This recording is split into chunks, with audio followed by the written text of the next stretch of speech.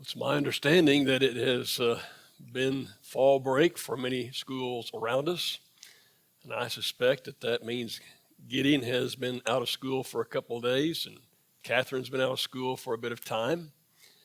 And maybe it's fall break, and maybe it is rainy weather that has kind of changed the dynamics of our crowd this morning. But we're still glad that each of you is here. And we know every single Sunday people listen to us live and they listen to us later in the day. And we're grateful for all that. And as always, we hope that you're blessed by being here this morning. Perhaps you remember a few weeks ago, I said that as we're moving through material like the book of Joshua, one week we run into some material and it's kind of difficult to listen to. And so that was the week we were talking specifically about sin. And then there are other weeks we run into material and it's different from how we've always thought, and we're kind of intrigued by it. Maybe we're bothered by it, and we have to really think our own positions about that material. And then some weeks you come across parts of the material and it's easy to listen to, and it's motivational, and it's inspirational. And such is the case this morning in the book of Joshua. It's brief, it's easy to listen to, and it should be inspirational and motivational. And so if you begin to look in Joshua chapters 11 and 12 and 13 and 14, it's this material about how they're beginning to divide up this new land of Canaan. They've been there about 5 years, and they're beginning to separate it out. But one of the things you learn as you kind of scan through that material is in chapter 13 and verse 1, and you find something about Joshua that surprised me. 5 years into this process of conquering Canaan land, God says to Joshua, "You are now very old, and still there is land that has not yet been taken." I don't know how old very old is in the sight of God, but Joshua, you are now very old. And now we continue to move through that material and we get to chapter 14. And in chapter 14, you get to about verse 6, and you begin to find a story about a man named Caleb. And everybody knows about Caleb. You know 2 stories about Caleb. We've already mentioned one in this study. Now we mention the second. The second is probably more powerful than the first. And it's out of this story we find application that I hope has as much benefit for you as it has had for me in looking at the material. So the people of Judah come to Joshua, and they want to know what kind of land they're going to get. What's the part of all this Canaan land that's going to be our inheritance? And Caleb comes with them, and Caleb begins to speak. And in a brief section of material, Caleb's going to talk about 3 things. He's going to talk about his past and his present and his future. His past, his present, and his future. And here's what he says about the past. And Burke will put it on the screen. I'll kind of paraphrase it in my own words, but the scriptures will be there for you to see. He will say, "I was 40 years old when I, according to the direction of Moses, the servant of the Lord, went over into this new land, and I spied out the land." Now, there's something that caught my attention about that, because I have always thought, here I go again, telling you what I've always thought that I now find I think is wrong. I'd always thought that Joshua and Caleb were probably about the same age. I'd always thought that Joshua and Caleb were probably really close friends. I always thought they were probably kindred spirits. I'm not sure any of that's right. It may be that Joshua is a lot older than Caleb.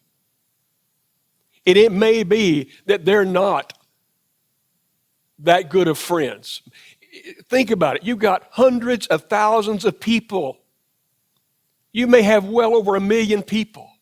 It may be that Joshua doesn't see Caleb but once a year, and maybe not even then. Because the way Caleb's going to talk to Joshua, it's almost like he doesn't think Joshua will even remember this story. I was 40 years old when Moses sent me over here, and I spied out the land. And I brought back a report according to my convictions. Now, you'll remember that report. And if you look at that report carefully, you will find that it's Caleb who really speaks more forcefully than does Joshua. Because it's Caleb, when all these people are getting so afraid and they're in such panic, Caleb's the one that says, you be quiet. He's the one that silences the crowd. He was the one that takes control. And I brought back a report according to my convictions. And I served the Lord with all my heart, wholeheartedly. And you know what Moses promised me? Moses promised to me that I would have a piece of land over here in Canaan land. Now that's the past. I was a spy, Joshua. I brought back a positive report according to the conviction of my heart concerning God. And since that day and during that day, I have served the Lord with all my heart. And I was promised a piece of land. That's the past. Now here's the present.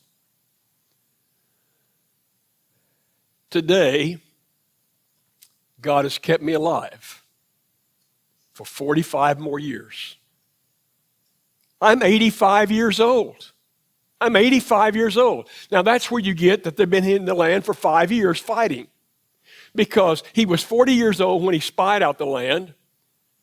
And God made him wander in the wilderness for another 40 years. And so now he's been over here for 5 years. I'm 85 years old. But you know what? I'm just as strong now as I was back then when I was 40. And I find myself wondering, is that really true, Caleb? Is that really true? Because sometimes in my mind, literally in my mind, I think that I can go back and do what I did back then and do it just as well, only I get back there doing that what I did back then and find out this doesn't pick up as easily as it used to. And jumping off the back of a pickup right now, jumping off the back of a wheat drill right now, I'm watching my grandsons jump off these really tall spots, and I jump off this little thing, and it jars everything in my body. So I'm kind of wondering, but maybe God did let him be so full of strength and with such vitality.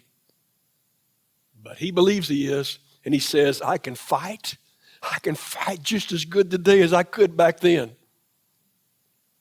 That's the present. And here's the future. Now here's what I want. I want a piece of land.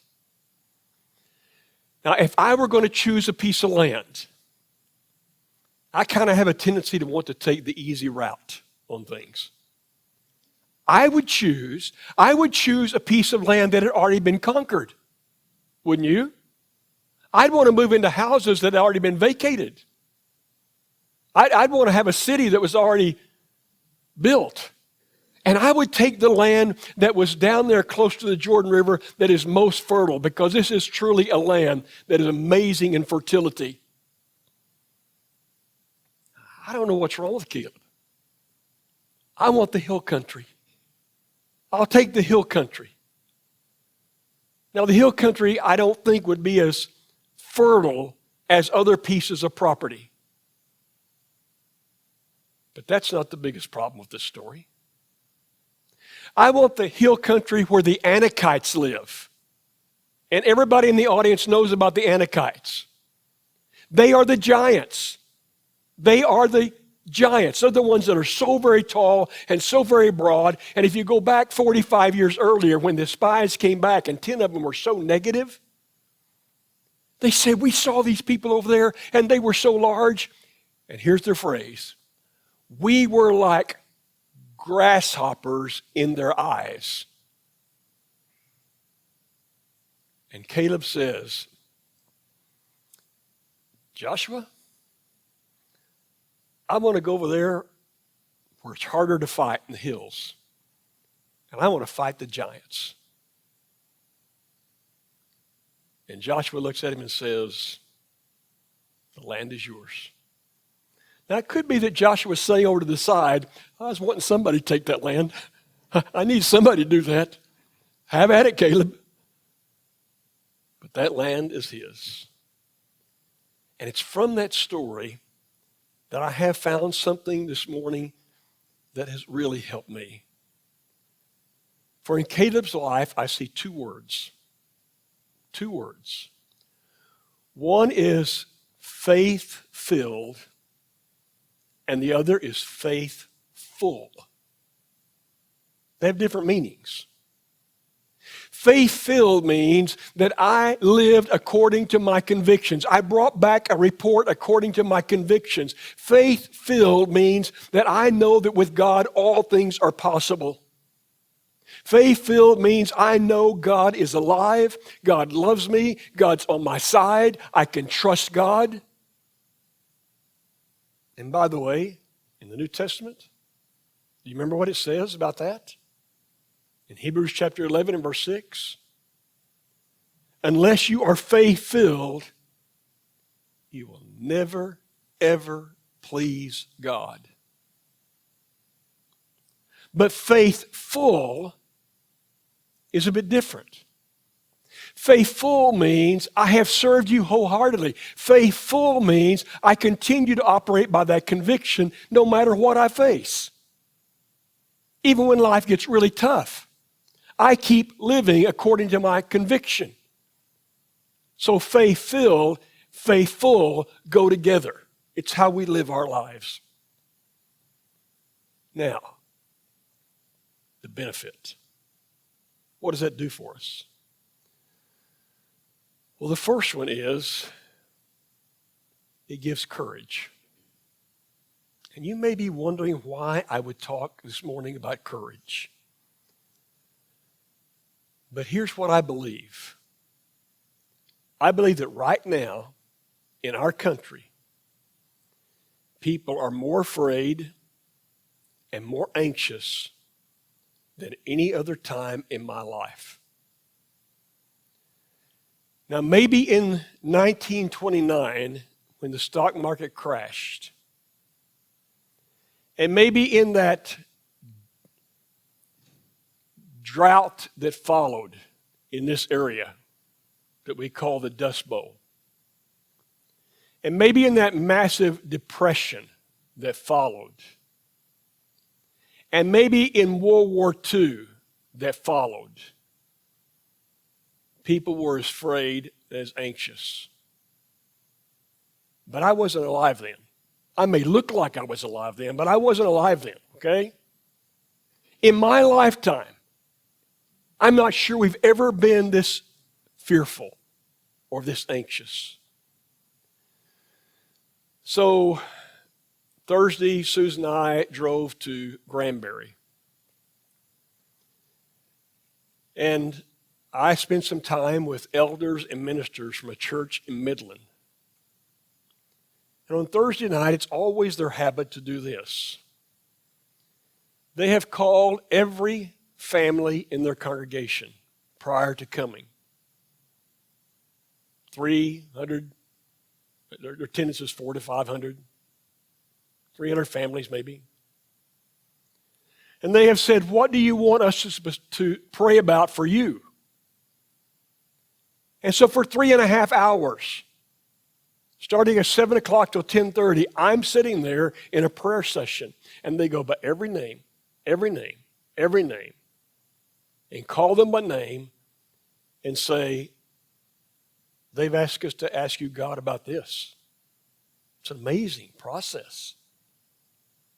You don't sit very many times for 3.5 hours listening to prayers. One man began his prayer like this. Father, people are so afraid right now. And people are so anxious right now. And I caught that. Because earlier in the week, a woman came to my office, a psychology type person, brought me these papers. The first 2 pages were research.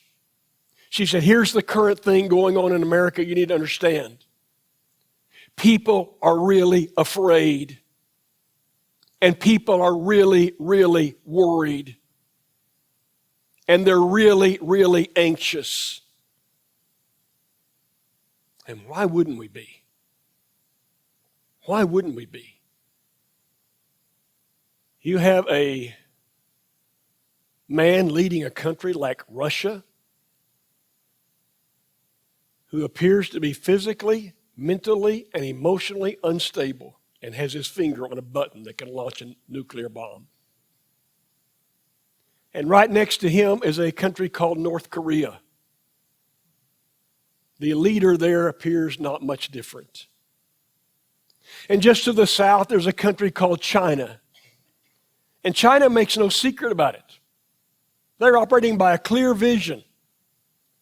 They intend to dominate the world. They want one world government. And they hold most of our debt here in America, which is a massive amount of debt. And I don't know how they're doing it, but right now, it's a known fact they're buying land strategically across this country. And if international problems weren't enough to make you afraid and worried, then you look at our current economy and you talk about inflation like we've not seen in a long time and maybe never. And do you know that most of America is on fixed income? And you go to the grocery store, it's not just 8 to 10% like they say the national average is. If you can find it, sometimes it's double and triple in cost. And gasoline. And cooling your home last summer when it was bitter hot. And what will it be to heat our homes this winter? And the housing market. When just a little while ago, they were selling houses so quickly and people were paying more than what you were asking. And now interest rates have doubled. And that means house payments kind of double. And people can't sell and people can't afford to buy. And we can go on with the economy. And then what about the craziness of the world, if I can use that word? The craziness of this world.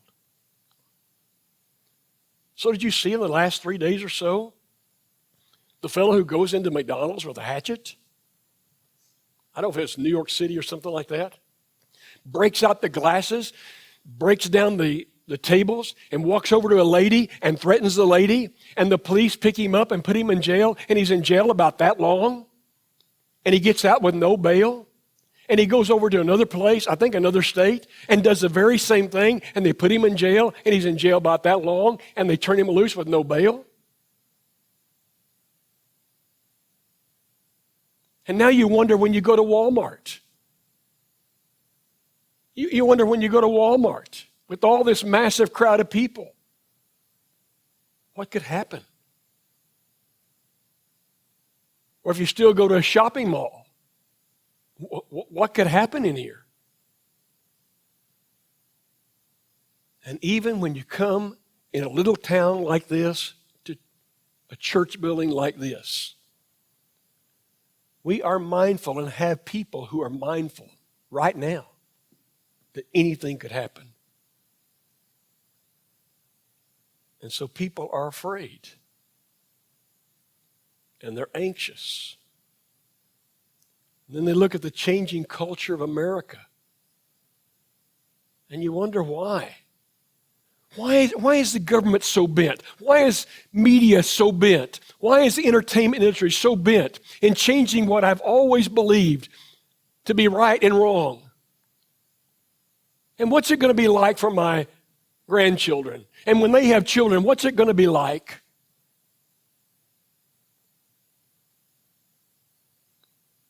And it's not just older people that are afraid and anxious, and it's not just people who have young children who are afraid and anxious. They came to me and said, our university students are so anxious and afraid before they go out on fall break. And I said, what about not having chapel except on Monday morning and tell them or give them a break? Do things a little differently. And yet, for faith-filled and faithful people, there comes an automatic courage that says, I can face these giants because God is with me and God is in control of all this and God will take care of it. And I don't know how it's going to work exactly, but God is on my side. And with God, all things are possible. Do you see it? It's the Caleb story. Faith-filled, faithful, courage. I got another one, very quick one. I'm calling it personal perspective. Or sometimes you call it attitude. Faith-filled and faithful changes how you view things. Now, I know that we all have different personalities. And some of you are just so outgoing, and some of you are so naturally happy, and some of you may be melancholy. What does that mean? Sad and foreboding and doom and gloom type thing? But regardless of personality, we can choose to have a different view of life. I'm 85 years old, but Joshua, don't let that bother you. I'm just as strong today as I was back then when I was 40, and I can fight just as well, and I'll take on those giants. So I was at the back of the auditorium a few weeks ago. Terry McKean comes out. She said, maybe you ought to think about doing this in your life. I said, I'm too old to think about something like that. She looked a little bit appalled. She said, it's only in your mind. Now, she's not altogether right, okay? It's not all in my mind, okay? But she has a good point. She has a good point. And that point is, I can either choose to be old and I can act old, or I can choose to be different and excited and optimistic. And yes, maybe I can't run like I used to could run, but I can still get there. And I will get there. You see the difference in the attitude? And we're faith-filled people. And we're supposed to be faithful people. And this world is an absolute mess. And everything is beating against us. And faithful and faith-filled yield a byproduct of courage and different perspective. Now, wait a minute. Make sure you understand what I just said. If you walk out of here and say, by my willpower, I'll be more courageous, and by my willpower, I'll have a better attitude, you've wasted your morning, at least in terms of the lesson. Willpower will take you a little ways. It'll never take you far enough. This has nothing to do with willpower.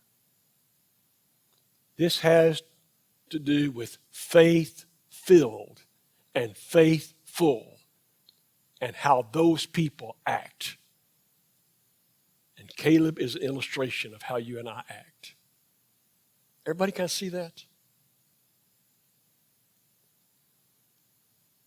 And here we are this morning, able to meet and talk like this, and able to leave reminded that we are faith-filled and faithful people because God elected us through His Son Jesus. It's all because He sent Jesus that we're here this morning. And so every Sunday morning, see, I could go through this lesson, I could just stop it and never mention Jesus. Never mention the gift. Never mentioned the reason why we would be faithful, but first faith-filled. It's all because of what Jesus has done. It's all how he called me into his kingdom to be. And I don't have time to show you. I don't need to stop. But I will tell you that's what he did with his apostles the whole way through their lives. He was trying to show them from the very beginning to the very end. You got to be faith-filled and you got to be faithful. Now, last Wednesday night, that's what we showed from Peter's life. Peter's an ordinary, unschooled fisherman who questions everything, who turns into this giant, faith-filled, faithful person because of what Jesus did.